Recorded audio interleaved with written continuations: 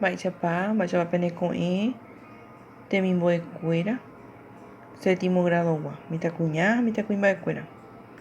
ambue árape ñanembo'epy ha'ehinakuri taĩñonguérajepa umi signo de puntuación nemandu'ápahína jahechákuri mba'éichapa jehero hikuái avei ñamoñe'ẽkuri peteĩ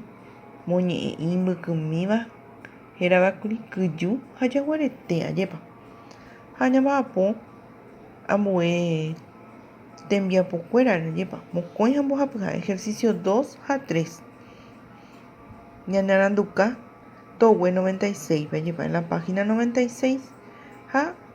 ko árape ñambopukumietahínomi taĩñonguéra he'íva jepa ñane aranduka rogue 97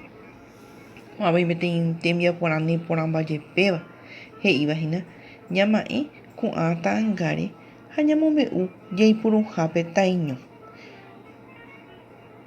Miramos las escenas del cuento y relatamos utilizando los signos de puntuación. Ñandejahechataña ko'ãpe ñarekohénomi ta'ãnga oĩ ka'i,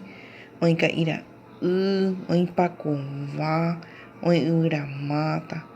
oĩ ajepa pakovakuã, pakovakácho ha umívahína ñande ñamoñe'ẽtajepa jajapóta peteĩ mombe'u jaipurumbuévo taĩñonguéra jepa